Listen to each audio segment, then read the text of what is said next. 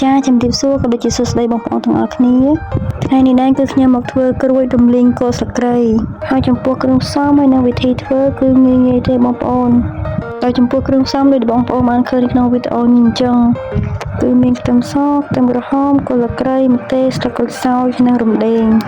ហើយចំពោះម្ទេសនេះដែរបងប្អូនដាក់តាមបរិមាណបងប្អូនចូលចិត្តបងប្អូនបើបងប្អូនចូលចិត្តហឹរបងប្អូនដាក់ច្រើនទៅតែបើសិនជាបងប្អូនចូលចិត្តហឹរទេបងប្អូនដាក់វាមកល្មមបានហើយចឹងឥឡូវបន្ទាប់ពីយើងបានរៀបចំគ្រឿងក្រៅជាមួយនឹងសាច់ហើយយើងចាប់តាមមកធ្វើវិញម្ដងហើយជាដំបូងគឺយើងដាក់ខ្ទះក្តៅសិនមកបន្ទាប់មកយើងធ្វើការដាក់ប្រេងឆាបន្ទាប់ពីប្រេងឆារបស់យើងបានក្តៅហើយគឺយើងដាក់ជាមួយនឹងគល់ស្លឹកគ្រៃរំដេងហើយនិងស្លឹកក្រូចសើចដើម្បីរំលីងវាឲ្យរាងស្រួយ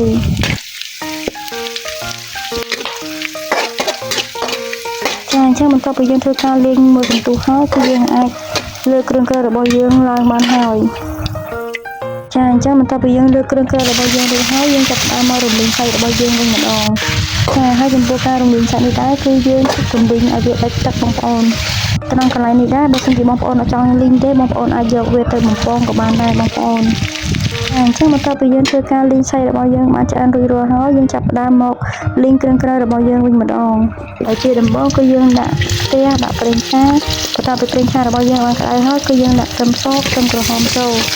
ហើយយើងធ្វើការឆាវាទៅវិញទៅមកបងប្អូនដើម្បីកុំឲ្យខ្ទឹមរបស់យើងនឹងខ្លោច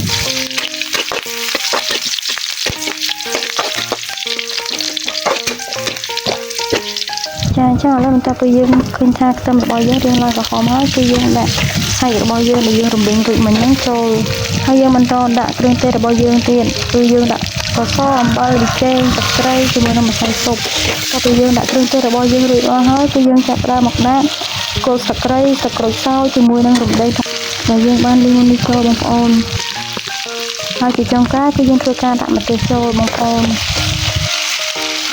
ចាអញ្ចឹងឥឡូវម្ហូបរបស់យើងគឺបានឆ្អិនរួចរាល់ហើយបងប្អូនហើយវីដេអូរបស់ខ្ញុំក៏ជានាទីបញ្ចប់ដែរបងប្អូនបើសិនជាមានកំហុសខុសឆ្គងសូមខន្តីអភ័យទោសជួបគ្នាក្នុងវីដេអូក្រោយអរគុណច្រើន